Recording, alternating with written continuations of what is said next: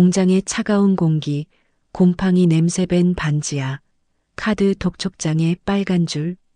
그는 하루를 12쪽으로 쪼개 벌었지만 통장은 늘 바닥이었다.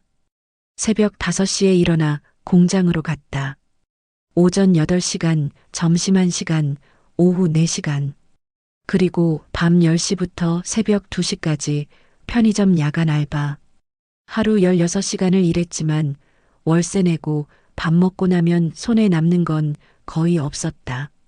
어머니 떠난 뒤 아버지마저 세상을 떠나고 장례 치른 다음 날에도 출근했다. 장례식장에서 조문객들은 말했다. 고생했어? 이제 좀 쉬어. 하지만 쉴 수 없었다. 장례 비용은 빚으로 남았고 월세 일은 기다려주지 않았다. 그는 장례식 다음 날 새벽 검은 양복 대신 작업복을 입고 공장으로 갔다. 형제들은 장례식장에서만 뜨거웠다. 힘들면 말해. 말뿐이었다. 형은 장례식 끝나자마자 말했다. 나도 사정이 어려워서 미안하다. 그리고 보증 서달라며 연락했다가 거절하자 전화를 끊었다. 누나는 가족 단톡방을 정리한다며 글을 빼버렸다. 우리 각자 살자. 연락하면 되잖아. 하지만 연락은 오지 않았다. 명절에도 생일에도 아무 말이 없었다. 그는 이제 형제가 있는지 없는지도 모를 지경이었다. 밤이면 천장에 금이 보였다. 반지하 천장은 낮았고 습기로 얼룩져 있었다. 비가 오면 물이 샜고 곰팡이 냄새가 코를 찔렀다. 낮에 소음이 사라지면 가슴이 먼저 울었다. 공장 기계 소리, 편의점 벨 소리, 사람들의 목소리가 사라지면 고요만 남았다. 그 고요 속에서 그는 혼자였다. 그는 셈을 하지 않으려 했다. 셈을 시작하면 억울함이 불어나 잠을 삼키기 때문이었다. 왜 나만 이렇게 살아야 하지? 왜 형제들은 나를 버렸지? 왜 아무도 도와주지 않지? 셈을 하면 답이 없었다. 그저 억울함만 쌓였다. 비 오는 새벽 젖은 신발을 말리다 문득 생각했다. 나는 왜 아직 여기인가? 신발은 낡았고 밑창이 다 닳아 있었다. 비가 오면 양말까지 젖었다. 새 신발을 살 돈도 없었다. 그저 신문지를 뭉쳐넣고 말려 신었다. 그 순간을 버티던 건 희미한 목소리였다. 괜찮다. 아직 안 끝났다. 아버지가 생전에 말하던 버티기의 주문. 아버지는 평생 힘들게 살았다.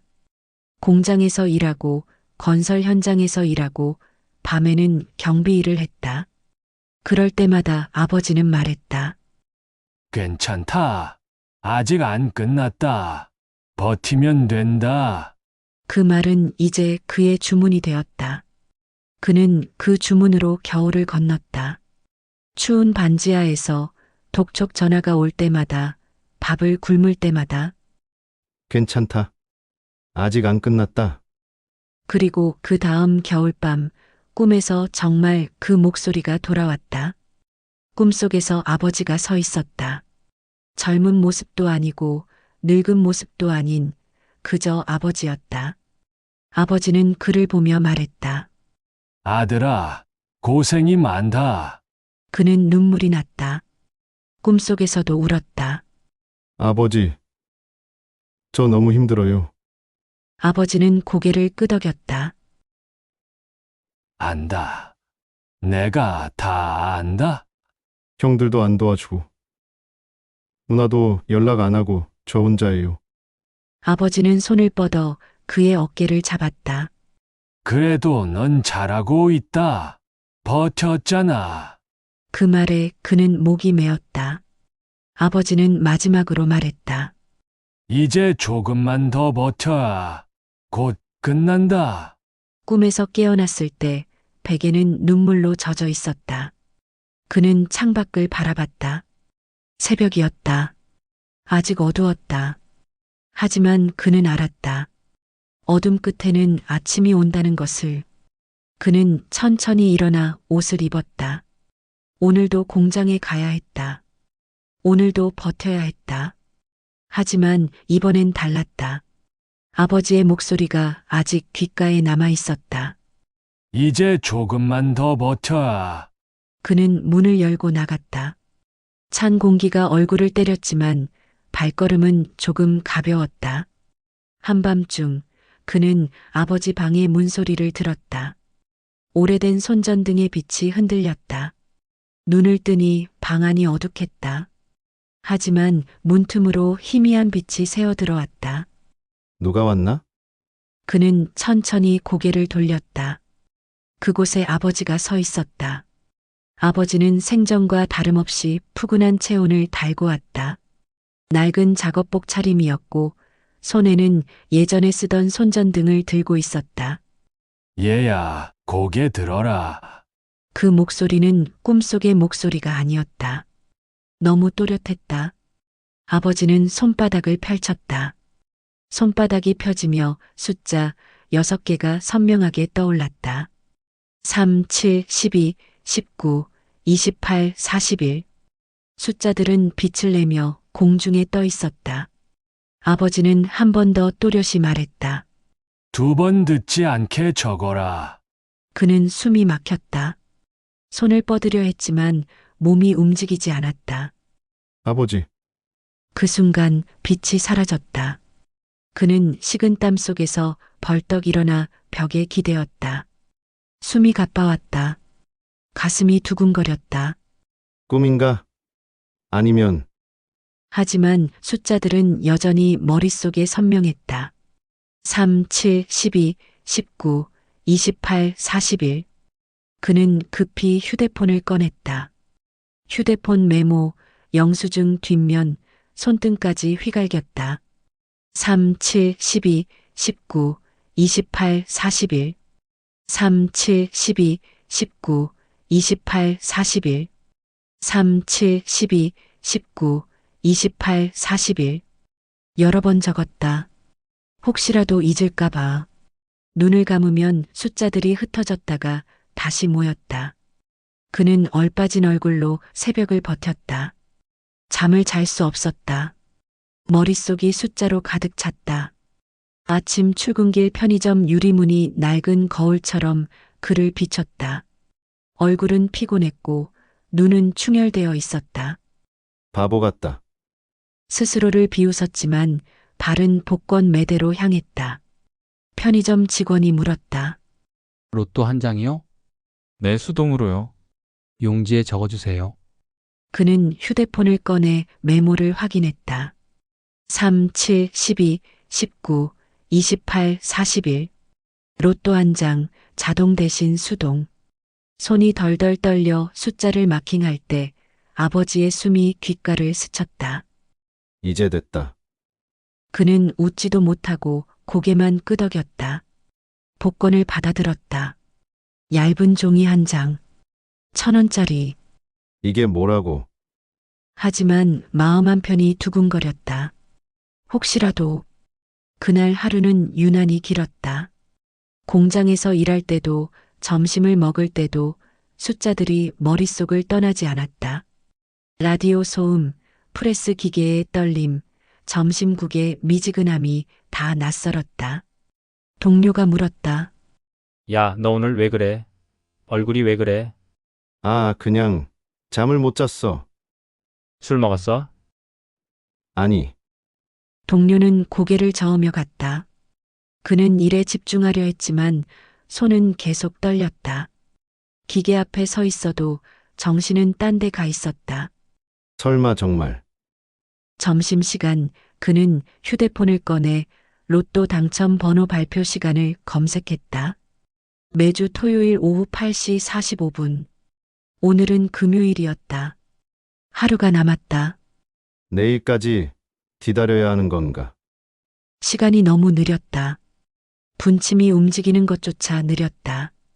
퇴근길 그는 일부러 확인을 미뤘다. 희망도 빚이 될까봐. 만약 당첨이 안 되면? 그럼 이 기대감은 무엇이 되는 걸까? 차라리 모르는 게 나을지도 몰랐다. 집으로 돌아와 반지하 방문을 열었다. 곰팡이 냄새가 코를 찔렀다. 천장엔 여전히 금이 가 있었다. 그는 침대에 누워 천장을 바라봤다. 손등에 적힌 숫자가 아직도 남아 있었다. 3, 7, 12, 19, 28, 41. 그는 중얼거렸다. 아버지 진짜예요? 대답은 없었다. 그저 고요만 흘렀다. 밤이 깊어갔다.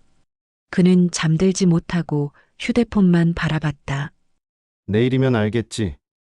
내일이면 당첨 번호가 발표된다. 내일이면 이 기대가 현실이 될지 아니면 헛된 꿈이 될지 알 수 있다. 그는 눈을 감았다. 숫자들이 다시 떠올랐다. 3, 7, 12, 19, 28, 41. 그리고 아버지의 목소리가 들렸다. 이제 됐다. 그는 천천히 잠에 빠져들었다. 꿈속에서도 숫자들이 빛났다. 토요일 저녁 편의점 화면은 무심했다. 그는 주머니에서 복권을 꺼냈다. 손이 떨렸다. 점원이 바코드를 스캔하는 순간 초록불이 반짝이며 숫자들이 줄지어 섰다.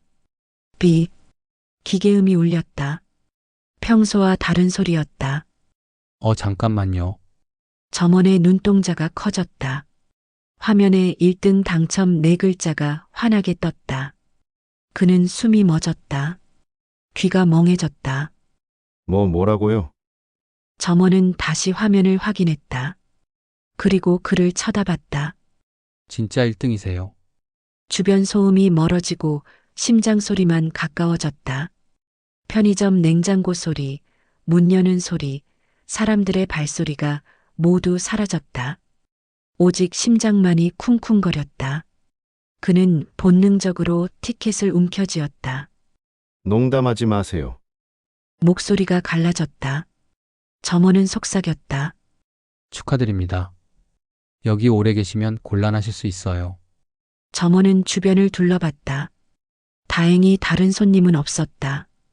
그는 영수증과 복권을 겹쳐 지갑에 눌러넣고 마스크를 고쳐 썼다.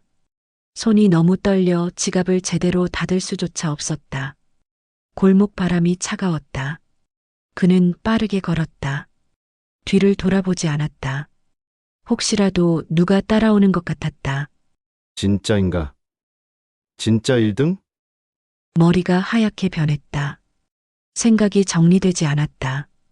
집에 도착해 문을 잠그고 전등을 끈 뒤 침대 및 쇠상자에 티켓을 숨겼다. 자물쇠를 2번 확인했다. 그리고 또 확인했다. 새벽 내내 눈꺼풀이 뜨거웠다. 잠을 잘 수 없었다. 눈을 감아도 복권이 보였다. 초록불이 보였다. 그는 침대에서 일어나 바닥에 무릎을 꿇었다. 바닥을 쓸어내리며 낮게 말했다. 아버지, 목이 메었다. 눈물이 흘렀다. 아버지, 진짜였어요. 정말 진짜였어요. 그는 혼자 울었다. 소리 없이 조용히. 아침이 오자 그는 조용히 은행으로 향했다. 평소 입던 낡은 작업복 대신 오래전 장례식 때 입었던 검은 정장을 꺼냈다. 먼지가 묻어 있었지만 털어내고 입었다. 은행에 도착해 창구 직원에게 조용히 말했다. 로또 당첨 확인하러 왔습니다. 직원은 고개를 끄덕이고 상담실로 안내했다. 상담실의 문이 닫히고 직원의 정중한 설명이 이어졌다. 복권을 확인한 직원은 미소를 지으며 말했다. 축하드립니다. 1등 당첨이 맞습니다. 그는 숨을 참았다. 직원은 계산기를 두드리며 설명했다. 세금 공제 후 수령액은 종이에 적힌 숫자는 그가 아는 모든 숫자를 압도했다. 30억? 자릿수가 많아 숨이 막혔다. 30억이라고? 그는 평생 본 적 없는 숫자였다. 1,000만 원도 큰 돈이었는데 30억이라니. 직원은 계속 설명했다. 수령 방식은 일시금 또는 연금으로 선택하실 수 있고 하지만 그는 제대로 듣지 못했다. 머릿속이 하얗게 변했다. 그는 두 손을 모았다. 생전 처음. 나에게도 이런 날이 오네요. 직원은 따뜻하게 미소 지었다. 앞으로 행복하게 사세요. 그는 고개를 끄덕였다. 하지만 실감이 나지 않았다. 서류에 서명하고 계좌를 확인하고 모든 절차가 끝났다. 은행을 나서자 햇살이 눈부셨다. 그는 하늘을 올려다봤다. 아버지, 고맙습니다. 그날 오후 그는 공장에 사직서를 냈다. 사장은 놀라며 물었다. 갑자기 왜? 어디 아파? 아니요. 그냥 이제 그만두려고요. 다른데 취직했어? 비슷하게요. 사장은 아쉬워했지만 막지 않았다. 수고했어. 조심해서 가. 그는 고개를 숙여 인사했다. 공장 문을 나서며 뒤돌아봤다. 10년 동안 일했던 곳이었다. 하지만 이제는 돌아오지 않을 곳이었다. 저녁 그는 반지하 방에 앉아 통장을 바라봤다. 숫자들이 화면에 떠 있었다. 믿기지 않는 숫자들. 그는 천천히 눈을 감았다. 이제 뭘 해야 하지? 평생 가난하게 살았다. 꿈도 계획도 없었다. 그저 오늘을 버티는 게 전부였다. 하지만 이제는 달랐다. 이제는 선택할 수 있었다. 그는 휴대폰을 꺼내 형에게 전화를 걸려다 멈췄다. 아니야. 아직은 아니야. 그는 천천히 생각했다. 무엇을 해야 할지. 그리고 그날 밤 그는 처음으로 편안하게 잠들었다. 걱정도 불안도 없었다. 그저 평온했다. 은행 VIP 룸의 커튼은 두껍고 말이 적었다. 그는 세금과 공제 항목을 또박또박 확인했다. 단 한 자도 허투루 듣지 않았다. 직원이 설명했다.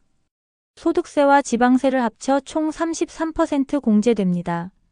그리고 수령 방식을 선택하셔야 하는데요. 그는 고개를 끄덕이며 메모했다. 모든 숫자, 모든 단어를 기록했다. 일시금으로 받겠습니다. 알겠습니다. 그럼 수령 계좌는 어떻게 하시겠습니까? 수령 계좌는 새로 열었다. 기존 통장은 그대로 두었다. 기존 통장엔 월세와 공과금이 연결되어 있었다. 갑자기 큰 돈이 들어오면 의심받을 수 있었다. 와해된 일상은 천천히 정리해야 한다는 걸 그는 알고 있었다. 직원이 마지막으로 물었다. 지금 가장 필요하신 게 무엇일까요? 그는 잠시 생각하다 대답했다. 하루의 조용함이요. 직원은 미소 지으며 고개를 끄덕였다. 충분히 이해합니다. 필요하시면 언제든 연락 주세요. 환한 모니터에 금액이 찍히는 순간 가슴 속 오래된 그늘이 한 겹 벗겨졌다. 30억. 세금 떼고 20억. 평생 본 적 없는 숫자였다. 평생 만질 수 없을 거라 생각했던 숫자. 그러나 그는 소리내 웃지 않았다. 들뜬 마음은 흔적을 만든다. 그는 담담하게 서류를 챙기고 직원에게 인사하고 조용히 은행을 나섰다. 집으로 돌아오자마자 그는 메모를 시작했다. 노트를 펼치고 펜을 들고 하나씩 적어 내려갔다. 채무정리 순서, 임대차 계약 갱신, 건강검진 예약, 휴대폰 변경, 티켓 원본 보관 장소 이전. 먼저 할 일은 빚 갚기였다. 카드 빚 대출, 미루고 미뤄온 병원비까지. 그 다음은 집 계약. 반지하에서 벗어날 시간이었다. 건강검진도 필요했다. 10년 동안 몸을 혹사했다. 어디가 망가졌는지도 몰랐다. 휴대폰도 바꿔야 했다. 번호를 바꾸고 새 폰을 사야 했다. 그리고 복권 원본. 은행 금고에 보관해야 했다. 커튼을 닫고 휴대폰 번호를 바꾸고 통신사 앱의 모든 권한을 막았다. 그는 아무에게도 말하지 않았다. 기쁨은 작은 그릇에 담아야 새지 않는다. 저녁 그는 식탁 위에 따끈한 라면을 올렸다. 평소처럼 싸구려 라면이었다. 하지만 오늘은 달랐다. 계란도 넣고 파도 썰어 넣었다. 젓가락을 드는 순간 휴대폰이 울렸다. 발신자 형. 그는 멈췄다. 손이 떨렸다. 형은 1년 넘게 연락하지 않았다. 보증 요구를 거절한 뒤로 말을 끊었었다. 왜 갑자기? 그는 천천히 전화를 받았다. 여보세요. 동생아. 오랜만이다. 형의 목소리는 어색했다. 무슨 일이세요? 아니, 그냥 요즘 어떻게 지내나 싶어서. 그는 입술을 깨물었다. 형은 절대 그냥 전화하는 사람이 아니었다. 그냥 일하면서 지내요. 그래? 힘들지? 형이 미안하다. 그동안 연락 못해서. 괜찮아요. 침묵이 흘렀다. 형이 조심스럽게 말했다. 저기 동생아. 혹시 여유 있으면 조금만 빌려줄 수 있어? 그는 예상했다. 역시나였다. 얼마요? 500만 원만 급한 일이 생겨서. 꼭 갚을게. 형은 늘 그렇게 말했다. 꼭 갚을게. 하지만 갚은 적은 없었다. 그는 천천히 말했다. 형. 저도 사정이 어려워요. 월세도 밀렸고 카드값도 못 내고 있어요. 그래? 그럼 어쩔 수 없지. 형의 목소리는 차가워졌다. 근데 요즘 로또 당첨자 많이 나온다던데. 너도 한번 사봐. 혹시 알아? 그는 숨을 참았다. 네, 그러게요. 그래, 힘내. 나중에 보자. 전화가 끊겼다. 그는 휴대폰을 내려놓고 라면을 바라봤다. 면은 불어 있었다. 하지만 먹고 싶지 않았다. 역시나 형은 변하지 않았다. 필요할 때만 연락했다. 이번에도 돈 때문이었다. 그는 젓가락을 내려놓고 창밖을 바라봤다. 말하지 않길 잘했어. 만약 형에게 당첨 사실을 말했다면 형은 달라붙었을 것이다.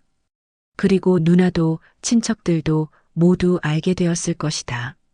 그는 결심했다. 절대 말하지 않기로. 그날 밤 그는 다시 메모를 꺼냈다. 형제들과 거리두기, 친척 연락 차단, 새 번호 알리지 않기. 하나씩 적어 내려갔다. 돈은 사람을 바꾼다. 그리고 돈이 있다는 사실은 관계를 망친다. 그는 아버지의 목소리를 떠올렸다.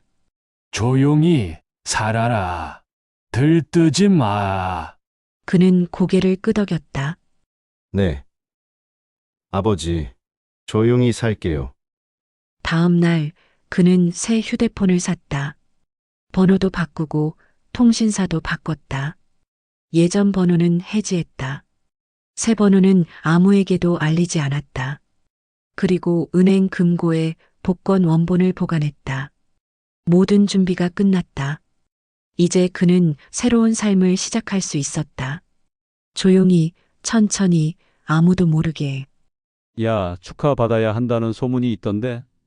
첫 마디가 칼끝이었다. 그는 조용히 되물었다. 무슨 소문? 형은 웃었다. 우리 동네에서 모르는 사람이 어딨냐? 아버지가 도와주셨네. 그치? 아버지 제삿날부터 너만 잘 되더라. 그는 숨을 참았다. 어떻게 알았을까? 누가 그런 소리를? 편의점 점원이 떠들더라. 내가 1등 당첨됐다고. 온 동네가 다 안다. 그는 눈을 감았다. 점원이 입을 연 것이었다. 형은 계속 말했다. 그래, 혼자 다 가지려고? 가족도 없는 사람처럼? 누나는 울먹였다. 우리도 좀 살자. 내가 가족이잖아. 그 문자 아래엔 계좌번호가 길게 이어졌다. 사촌은 같이 투자하자며 사업 제안서를 보냈다. 동생아, 나 사업 하나 구상하고 있는데 자금이 좀 필요해. 너도 투자하면 나중에 배당 크게 줄게. 오래 보지 못한 지인은 술 한잔하자며 자리를 만들었다. 야, 오랜만이다. 요즘 잘 되고 있다며? 우리 한잔하자. 축하해줘야지. 그 사이 회사 상사는 그의 근태를 트집 잡고 동료는 대출 얘기를 꺼냈다. 야, 내가 요즘 로또 당첨됐다며? 부럽다. 나 급한 일 있는데 좀 빌려줄 수 있어? 그는 호흡을 길게 했다.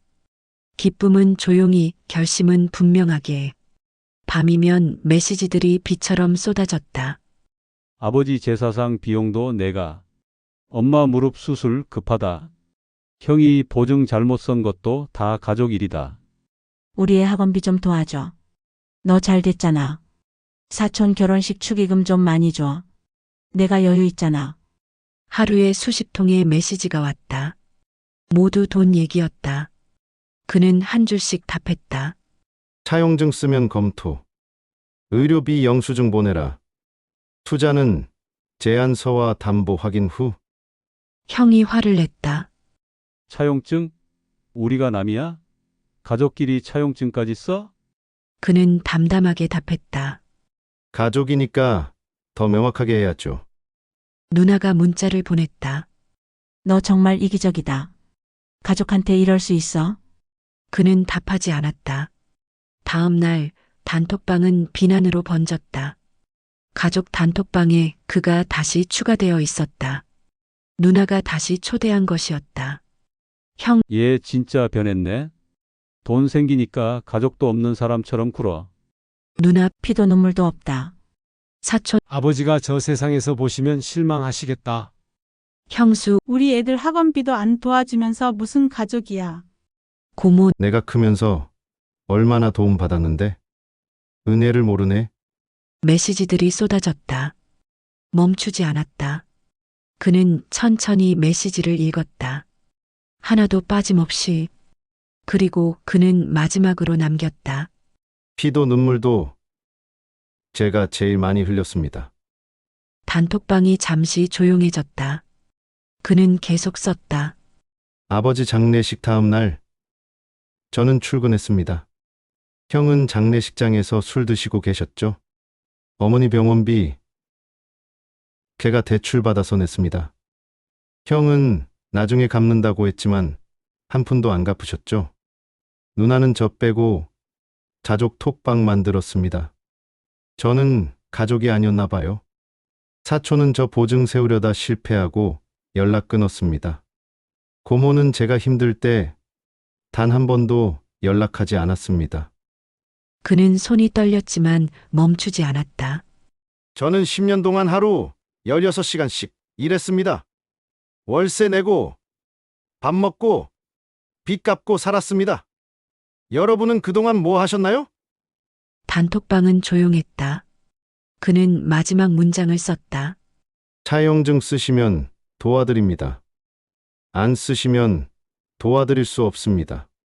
이상입니다. 그리고 단톡방을 나갔다. 휴대폰을 내려놓고 그는 한숨을 쉬었다. 가슴이 뛰었다. 손이 떨렸다. 하지만 후회는 없었다. 해야 할 말을 했다. 몇 분 뒤 휴대폰이 울렸다. 형이었다. 야, 너 미쳤어? 왜 그런 말을 해? 그는 전화를 끊었다. 그리고 번호를 차단했다. 누나에게서도 전화가 왔다. 차단했다. 사촌, 고모, 형수 모두 차단했다. 그날 밤 그는 창밖을 바라봤다. 이제 정말 혼자구나. 하지만 외롭지 않았다. 오히려 홀가분했다. 가족이라는 이름으로 그를 이용하던 사람들. 힘들 때는 외면하고 잘 될 때만 찾아오는 사람들. 이제 그들은 없었다. 그는 생각했다. 진짜 가족은 힘들 때 곁에 있는 사람이다. 그리고 그에게 곁에 있던 사람은 오직 아버지뿐이었다. 다음 날 그는 아버지 산소를 찾아갔다. 무덤 앞에 앉아 조용히 말했다. 아버지, 잘했죠? 바람이 불었다. 나뭇잎이 흔들렸다. 그는 미소 지었다. 이제 제 인생 살게요. 아버지가 주신 기회 헛되이 쓰지 않을게요. 그는 천천히 일어나 산을 내려왔다. 뒤돌아보지 않았다. 이제 앞만 보기로 했다. 그는 가장 먼저 자신의 빚을 정리했다. 연체 이자부터 꺼냈다. 카드 빚 대출, 병원비 모두 한 번에 갚았다. 은행 앱을 열 때마다 빨간 숫자가 보였던 통장이 처음으로 검은색으로 바뀌었다. 신용등급이 올라가자 은행 직원의 표정이 달라졌다. 고객님, 신용 등급이 많이 올랐네요. 앞으로 대출 금리도 낮아질 겁니다. 직원은 미소 지었다. 예전엔 차갑게 대하던 그 직원이었다. 그는 담담하게 고개를 끄덕였다. 감사합니다. 반지하 계약을 종료하고 햇볕 드는 작은 원룸으로 옮겼다. 새 집은 2층이었다. 창문이 컸고 햇빛이 들어왔다. 오랜만에 보는 햇살이었다. 반지하에서는 해를 제대로 볼 수 없었다. 중고 침대 대신 튼튼한 매트리스를 샀다. 처음으로 백화점에 가서 매트리스를 골랐다. 누워보고 만져보고 직원의 설명을 들었다. 이 매트리스는 허리에 좋습니다. 10년 품질 보증됩니다. 그는 망설이지 않고 샀다. 그제야 허리가 말을 아꼈다. 10년 동안 낡은 침대에서 자며 허리가 망가졌었다. 이제는 아침에 일어날 때 통증이 없었다. 형은 술에 취해 찾아와 현관을 발로 찼다. 야, 문 열어. 이 새끼야. 밤 11시였다. 형의 고함 소리가 복도에 울렸다. 내가 누린 건 다 우리 가족 덕이야. 문 열어. 이웃들이 문을 열고 고개를 내밀었다. 그는 문을 열지 않았다. 문 앞에 서서 조용히 말했다. 형, 경찰 부르게요. 조용히 돌아가세요. 뭐? 경찰? 너 진짜 가족도 아니구나. 초인종 소음이 멎자 그는 휴대폰을 꺼냈다. 녹음 파일을 저장하고 내용 증명을 작성했다. 과거에 건넨 돈, 계좌 이체 내역, 빌려준 명시, 메시지 캡처 모두 정리해서 변호사에게 보냈다. 형이 갚지 않으면 법적 조치 취하겠습니다. 변호사는 답했다. 충분한 증거입니다. 승소 가능성 높습니다. 누나가 울며 전화를 했다. 동생아, 우리 진짜 가족 아니야? 혈육도 모르냐? 그는 낮게 답했다. 혈육이면 내가 힘들 때 어땠는지부터 묻지. 그건 우리도 사정이 있었잖아. 누나는 저 가족 톡방에서 빼셨죠? 그때 저는 혈육이 아니었나요? 누나는 말을 잃었다. 그는 계속 말했다. 아버지 장례식 때 누나는 한 푼도 안 보탰죠. 제가 대출받아서 치렀어요. 그건 미안해. 미안하면 갚으세요. 차용증 쓰시면 빌려드릴게요. 차용증까지 정말 그렇게 나올 거야? 네. 전화가 끊겼다. 지인은 투자 사기로 이름난 업체를 권했다. 야, 나 좋은 투자처 하나 알아냈어. 6개월이면 2배 벌 수 있대. 너도 투자해봐. 그는 사업자 등록증, 재무제표, 담보 현황을 요구했다. 서류 보내줘. 확인하고 결정할게. 아니, 그냥 믿고 하면 되지. 우리 사이에 그런 것까지 필요해. 필요해. 서류 없으면 투자 안 해. 연락은 끊겼다. 며칠 뒤 그 업체는 사기로 적발되었다. 뉴스에 나왔다. 투자자 수십 명, 수억 원 피해 대표 도주. 그는 뉴스를 보며 한숨을 쉬었다. 차라리 잘 됐다. 착함은 도장이 아니었다. 도장을 찍으면 평생을 묶인다. 그는 착함에 가격표를 붙였다. 증빙 없는 요구 거절. 감정 협박 차단. 누군가 돈을 요구하면 차용증을 요구했다. 누군가 가족이잖아 라고 하면 가족이니까 명확하게 라고 답했다. 누군가 너 변했다 라고 하면 네, 변했어요 라고 인정했다. 처음엔 힘들었다. 거절할 때마다 가슴이 아팠다. 하지만 시간이 지나자 익숙해졌다. 그리고 편해졌다. 밤 그는 아버지 사진 앞에 술 한 잔을 올렸다. 작은 상을 차렸다.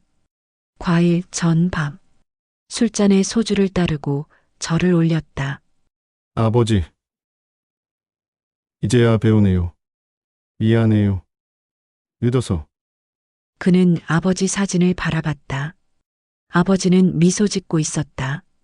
오래전 찍은 사진이었다. 아버지가 평생 착하게 사셨잖아요. 그래서 힘드셨죠. 그는 눈물을 참으며 말했다. 저는 아버지처럼은 안 살려고요. 착하게만 살면 이용당해요.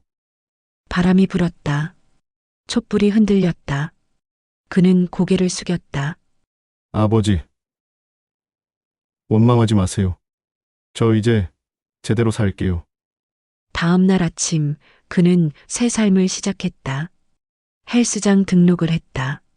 10년 동안 돌보지 못한 몸을 돌보기로 했다. 병원에서 종합 검진을 받았다. 여기저기 문제가 있었지만 치료할 수 있었다. 책을 샀다.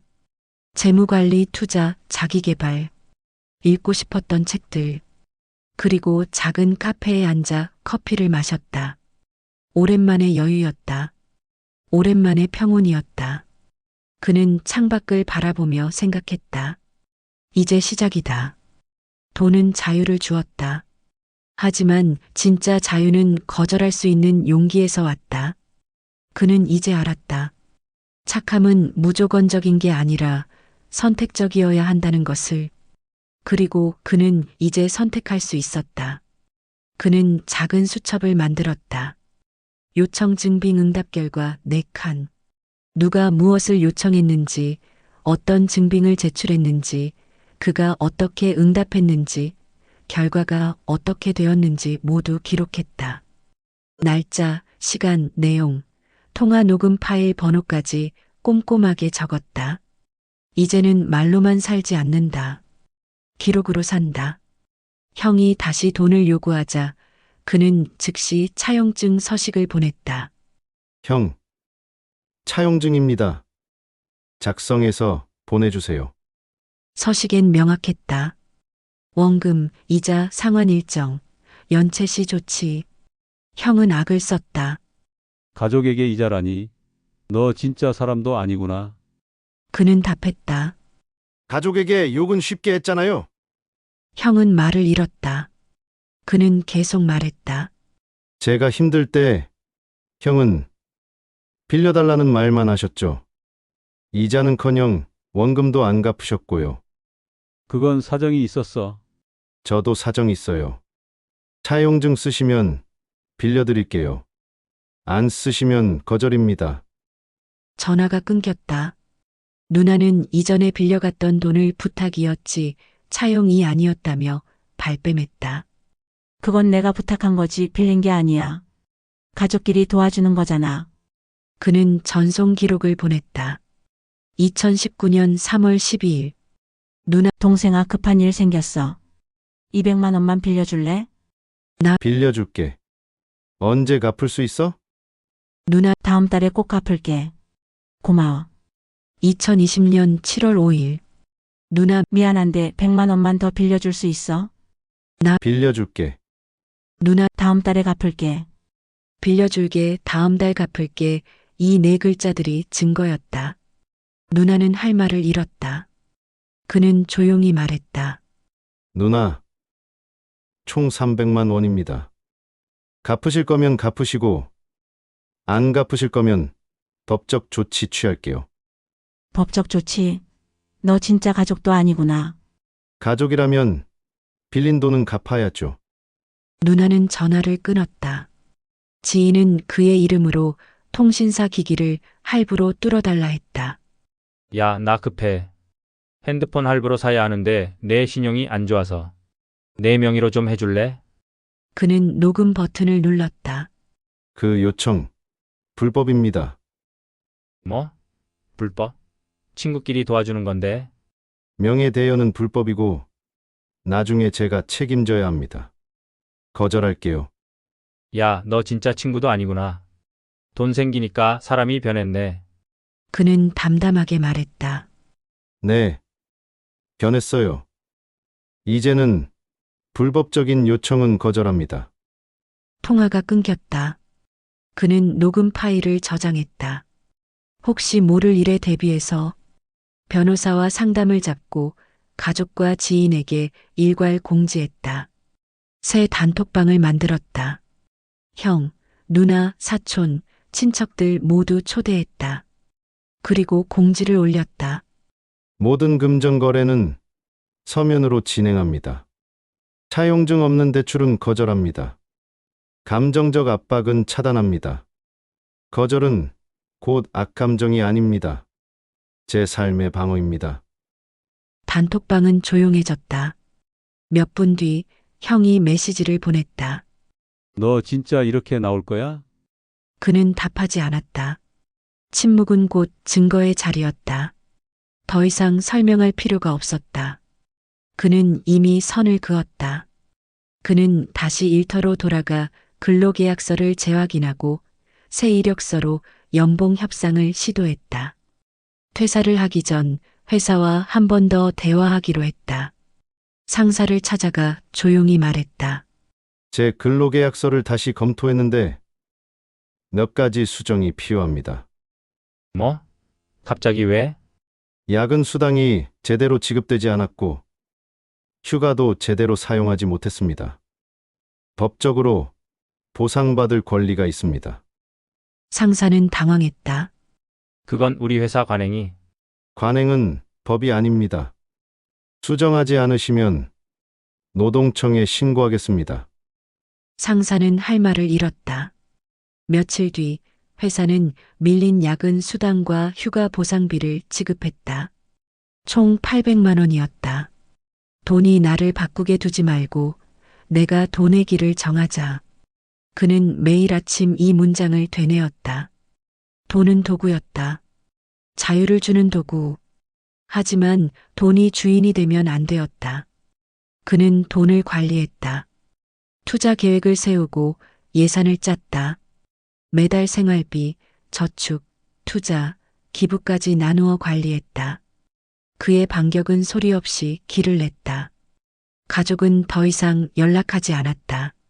지인들도 멀어졌다. 하지만 그는 외롭지 않았다. 오히려 평온했다. 저녁, 그는 작은 노트에 적었다. 오늘 해낸 것. 1. 형에게 차용증 요구 거절당함 기록 완료. 2. 누나에게 증거 제시할 말 이름 법적 조치 준비. 3. 회사에 야근 수당 요구 800만 원 받음. 4. 변호사 상담 승소 가능성 높음. 그는 노트를 덮고 미소 지었다. 이제야 제대로 사는 것 같다. 한 달 뒤 우편함엔 등기 봉투들이 줄지어 들어왔다. 법원의 지급명령 결정문, 내용 증명 도달증, 채권 압류 통지. 그는 하나씩 펼쳐 확인했다. 모두 그가 신청한 것들이었다. 형에게 보낸 지급명령, 누나에게 보낸 내용 증명, 사촌에게 보낸 채권 압류 통지. 모두 법원 도장이 찍혀 있었다. 형은 전화를 부서질 듯 걸어왔다. 내가 가족을 고소해. 그는 담담했다. 고소가 아니라 민사요. 약속을 지키자는 절차. 절차? 이게 절차야? 너 미쳤어. 형, 5년 전에 빌려간 500만 원, 3년 전에 빌려간 300만 원, 한 번도 안 갚으셨죠? 그건 나중에 갚으려고. 나중은 언제예요? 10년 뒤? 20년 뒤? 형은 할 말을 잃었다. 그는 계속 말했다. 법원에서 결정 났어요. 갚으세요. 안 갚으시면 강제 집행 들어갑니다. 강제 집행? 너 진짜. 전화가 끊겼다. 형의 계좌가 묶였고 할부차는 압류 예고가 붙었다. 법원의 지급 명령이 확정되자 강제 집행 절차가 시작되었다. 형의 은행 계좌는 압류되었고 월급도 일부 압류되었다. 형이 할부로 사던 차에도 압류 예고 딱지가 붙었다. 형은 다시 전화를 걸어 울부짖었다. 내가 어떻게 사냐? 차까지 가져가면 출근도 못해. 그는 조용히 말했다. 갚으세요. 그럼 풀립니다. 돈이 어딨어? 5년 동안 갚을 시간 있었잖아요. 형이 안 갚으신 거예요. 형은 욕을 퍼붓고 전화를 끊었다. 누나는 지인들에게 동생이 사이코라 소문을 냈다. 동네 사람들, 친척들, 아는 사람들에게 전화를 돌렸다. 우리 동생이 로또 당첨되고 나서 사람이 변했어요. 가족을 법원에 고소하고 돈 한 푼 안 주고 사이코처럼 굴어요. 소문은 빠르게 퍼졌다. 그는 명예훼손 경고장을 보냈다. 허위사실 유포시 형사 고소합니다. 경고장엔 변호사 도장이 찍혀 있었다. 누나는 전화를 걸었다. 허위사실. 사실이잖아. 내가 우릴 고소한 게. 그는 담담하게 말했다. 고소가 아니라 민사소송이고 제가 빌려준 돈 받는 거예요. 그걸 사이코라고 말하는 건 명예훼손입니다. 명예훼손? 너 진짜. 허위사실 반복시 형사 고소합니다. 경고는 한 번뿐입니다. 누나는 울면서 전화를 끊었다. 지인은 그를 블랙 컨슈머라고 게시판에 올렸다. 이 사람 조심하세요. 로또 당첨되고 나서 사람 바뀜. 친구들한테 돈 안 빌려주고 차용증 쓰라고 강요함. 블랙 컨슈머. 글은 지역 커뮤니티에 올라갔다. 조회수가 빠르게 올라갔다. 변호사가 정정 요구서를 발송했고 글은 삭제됐다. 게시판 관리자는 사과문을 올렸다.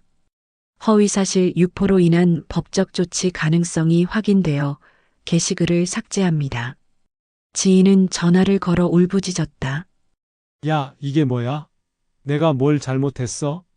그는 조용히 말했다. 허위사실을 인터넷에 올렸잖아요. 제가 블랙 컨슈머라는 증거 있어요? 그건 내 생각인데. 생각이 아니라 명예훼손입니다. 다시 올리시면 고소합니다. 전화가 끊겼다. 형제들이 집 앞에서 소란을 피우던 날 경찰 차량의 푸른 불빛이 골목을 씻었다. 밤 10시였다. 형과 누나, 사촌까지 3명이 그의 집 앞에 와서 소리를 질렀다. 나와. 이 새끼야. 문 열어. 법이 뭐가 무서워. 가족을 고소하고 잘 사냐? 이웃들이 문을 열고 고개를 내밀었다. 누군가 112에 신고했다. 경찰차가 도착했다. 푸른 불빛이 골목을 비췄다. 경찰이 물었다. 무슨 일이십니까? 형이 소리쳤다. 이 집 놈이 우릴 고소했어요. 가족을. 경찰은 침착하게 말했다. 민형사 진행 중입니다. 현행범 처리됩니다. 그는 창문 뒤에서 경찰에게 서류를 건넸다. 지급명령 결정문, 내용 증명, 접근금지 신청서. 경찰은 서류를 확인하고 형제들에게 말했다. 지금 이 행위는 업무방해, 주거침입 미수에 해당합니다. 조용히 돌아가세요. 우린 가족인데? 가족이라도 법은 똑같습니다. 계속 소란 피우시면 연행하겠습니다. 형제들은 결국 돌아갔다. 그는 창문 뒤에서 깊게 숨을 쉬었다. 무릎이 풀릴 만큼 떨렸지만 도망치지 않았다. 손은 떨렸고 가슴은 두근거렸고 다리에 힘이 빠졌다. 하지만 그는 버텼다. 오래된 겁을 지금 꺾지 못하면 다시 끌려다닐 걸 알았다. 평생 가족 앞에서 고개를 숙이고 살았다. 평생 착한 사람으로 살았다. 하지만 이제는 달랐다. 이제는 법으로 자신을 지켰다. 밤 그는 메모에 한 줄을 더했다. 사랑은 나눌수록 커지고 빚은 나눌수록 무너진다. 그는 펜을 내려놓고 창밖을 바라봤다. 골목은 조용했다. 푸른 불빛은 사라졌다. 하지만 그의 마음은 평온했다. 이제 끝이다. 더 이상 가족에게 끌려다니지 않을 것이다. 더 이상 착함에 이용당하지 않을 것이다. 그는 자유로웠다. 가을비 내리는 오후 형이 홀로 찾아왔다. 우산이 젖어 축 늘어졌다. 초인종이 울렸다. 그는 인터폰으로 확인했다. 형이었다. 혼자였다. 누나도 사촌도 없었다. 그는 문을 열었다. 형은 문턱에서 멈춰섰다. 미안하다. 낯선 단어였다. 평생 형에게 들어본 적 없는 말이었다. 형은 늘 어쩔 수 없었다. 나도 힘들었다. 라고 말했다. 하지만 미안하다는 처음이었다. 그는 의자를 내주지 않았다. 형은 주저앉듯 말문을 열었다. 그땐 내가 이렇게 버틸 줄 몰랐다. 그는 고개를 저었다. 아니, 형은 내가 못 버티길 바랐어. 형의 어깨가 움찔했다. 그는 계속 말했다.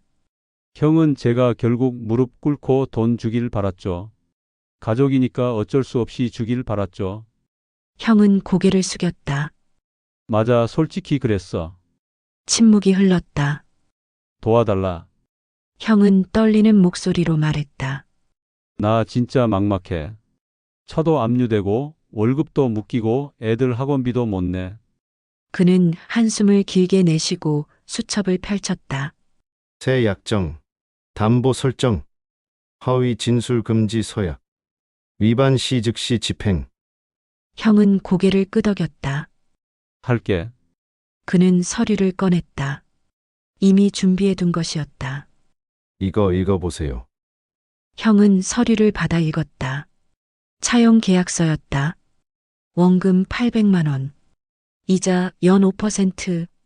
상환 기간 2년. 담보형의 차량. 위반 시 즉시 강제 집행.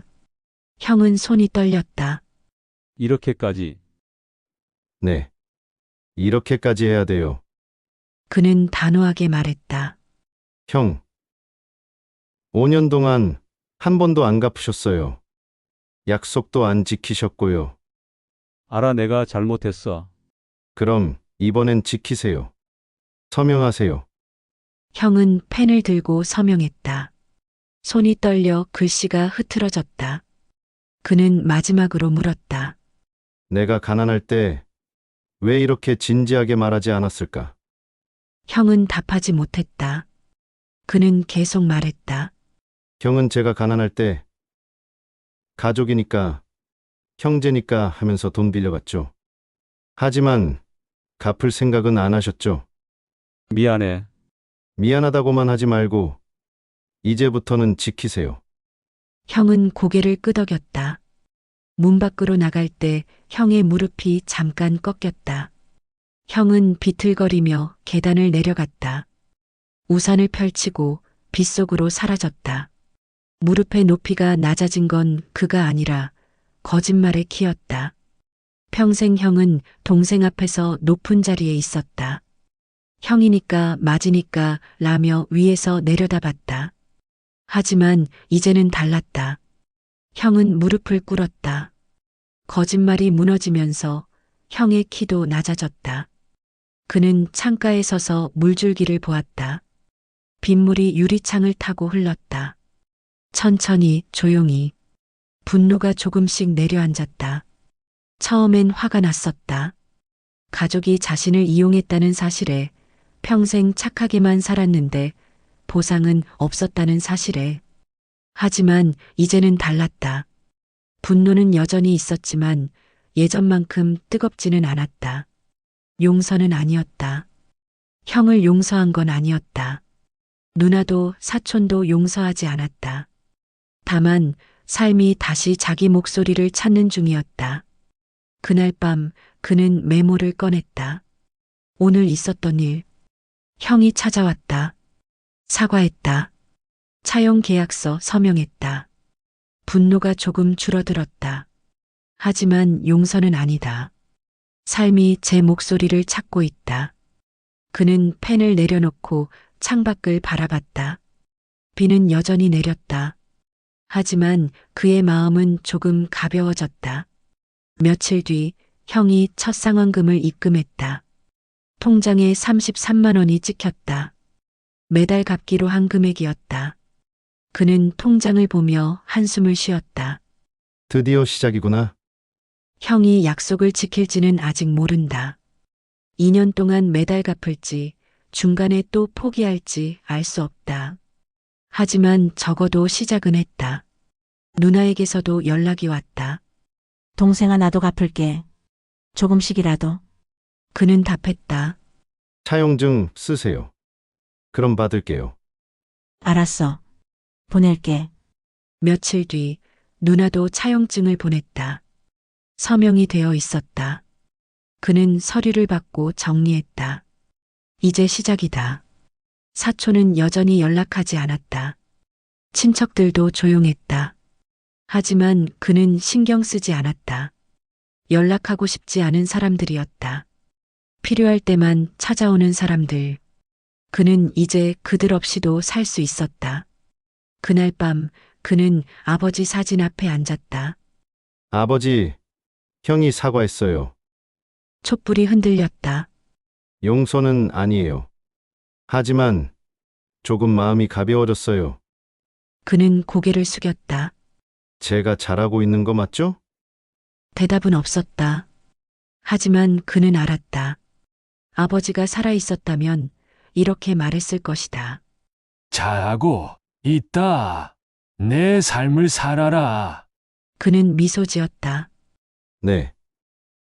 아버지, 제 삶 살게요. 그는 반지하 대신 햇살 들어오는 작은 집에서 새 냄비와 밥솥으로 밥을 지었다. 아침 햇살이 창문으로 쏟아졌다. 오랜만에 보는 빛이었다. 반지하에서는 해를 제대로 볼 수 없었다. 창문은 땅 위에 있었고 빛은 간접적으로만 들어왔다. 하지만 이제는 달랐다.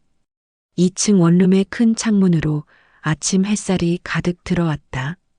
그는 새 냄비에 밥을 지었다. 윤기가 흐르는 쌀, 깨끗한 물. 밥솥 뚜껑을 열자 김이 모락모락 올라왔다. 고소한 냄새가 집안을 채웠다. 이게 밥 냄새구나. 평생 먹었던 밥이지만 오늘따라 달랐다. 이제는 그의 밥이었다. 주말엔 무료 급식소에 익명으로 기부하고 동네 도서관에 장학금 통장을 하나 만들었다. 무료 급식소 소장이 물었다. 성함이 어떻게 되세요? 기부자 명단에 올려드릴게요. 그는 웃으며 말했다. 그냥 동네 사람. 그래도 이름은 필요 없어요. 그냥 밥 드시는 분들께 잘 쓰여주세요. 소장은 고개를 숙여 인사했다. 정말 감사합니다. 동네 도서관에는 장학금 통장을 만들었다. 매달 100만 원씩 자동 이체되도록 설정했다. 도서관 사서가 물었다. 어떤 이름으로 장학금을 설정하시겠어요? 아버지, 장학금으로 해주세요. 좋은 이름이네요. 아버지를 기리시는 거군요. 네. 아버지, 덕분에 제가 살았으니까요. 로또 돈 대부분은 안전한 곳으로 옮겨뒀다. 은행 금고, 채권, 안전한 투자 상품. 현금은 최소한만 남겼다. 현금은 적게, 서류는 단단히, 인간관계는 가볍게. 그는 이 원칙을 지켰다. 현금을 많이 가지고 있으면 위험했다. 누군가 알게 되면 끝이었다. 서류는 철저하게 관리했다. 계약서, 차용증, 내용 증명 모두 파일로 정리했다. 인간관계는 가볍게 유지했다. 필요 이상으로 깊어지지 않았다. 전화번호부엔 5명만 남겼다. 그중 1명은 평생 함께 일한 동료, 1명은 동네 주치의, 2명은 마음의 빚을 지지하는 이웃, 그리고 마지막 1명은 아버지. 저장 이름 아버지 기도. 그는 가끔 그 번호를 바라봤다. 전화를 걸 수 없는 번호. 하지만 지울 수 없는 번호. 밤이면 사진 앞에 잔을 올렸다. 아버지, 덕분에 살았습니다. 근데 잘 살겠습니다. 촛불이 흔들렸다. 바람이 없는데도 흔들렸다. 그는 미소 지었다. 아버지도 기뻐하시겠죠? 형제들의 소송은 단계마다 종결됐다. 형은 매달 상환금을 입금했다. 지금까지 한 번도 빠뜨리지 않았다. 누나도 차용증을 쓰고 조금씩 갚기 시작했다. 매달 10만 원씩 천천히. 사촌은 연락하지 않았다. 그리고 그는 신경 쓰지 않았다. 갚을 사람은 갚고 사라질 사람은 사라졌다. 그는 쫓기지 않았다. 더 이상 빚에 쫓기지 않았고, 가족에게 쫓기지 않았고, 과거에 쫓기지 않았다. 남은 날들의 법칙을 스스로 정했다. 나를 해치는 관계엔 비용을, 나를 살리는 관계엔 시간을. 이 법칙은 간단했다. 나를 해치는 사람에게는 돈이나 시간을 주지 않는다. 대신 법적 비용을 쓴다. 나를 살리는 사람에게는 시간을 준다. 함께 밥을 먹고 대화를 나누고 관계를 쌓는다. 이 법칙을 지키자 삶이 편해졌다. 창밖으로 겨울빛이 스며들었다. 눈이 내렸다. 하얗게 조용히. 그는 창가에 서서 눈을 바라봤다. 차가운 겨울이었지만 그의 마음은 따뜻했다. 그는 고개를 들었다. 숫자 6개가 인생을 바꾼 게 아니었다. 3, 7, 12, 19, 28, 41. 이 숫자들은 단지 시작이었다. 진짜 그의 인생을 바꾼 건 버틸 때 붙잡은 한 사람의 목소리, 그리고 이제 스스로 지키는 원칙이었다. 아버지의 목소리. 괜찮다. 아직 안 끝났다. 그리고 그가 스스로 만든 원칙들. 증빙 없는 요구는 거절. 감정 협박은 차단. 나를 해치는 관계엔 비용을, 나를 살리는 관계엔 시간을. 이 원칙들이 그를 지켰다. 조용히 웃음이 났다. 그는 창밖을 보며 미소 지었다. 드디어 그의 하루가 자기 편이었다. 아침에 눈을 뜨면 두렵지 않았다. 독촉 전화도 없고 월세 걱정도 없고 가족의 압박도 없었다. 밥을 먹을 때 혼자여도 외롭지 않았다. 오히려 평온했다. 밤에 잠들 때 내일이 기다려졌다. 내일도 그의 하루였다. 그날 밤 그는 마지막 메모를 썼다. 오늘로 새 삶이 시작되었다. 더 이상 과거에 매이지 않는다. 더 이상 가족에게 끌려다니지 않는다. 이제부터는 내가 나를 지킨다. 그리고 아버지가 준 기회를 헛되이 쓰지 않는다. 그는 펜을 내려놓고 메모장을 덮었다. 창밖으로 눈이 계속 내렸다. 하얗게 조용히 세상을 덮었다. 그는 따뜻한 차를 한 잔 마시며 창밖을 바라봤다. 아버지, 잘 보고 계시죠? 바람이 불었다. 나뭇가지가 흔들렸다. 그는 미소 지었다. 감사합니다. 정말로. 그리고 그는 알았다.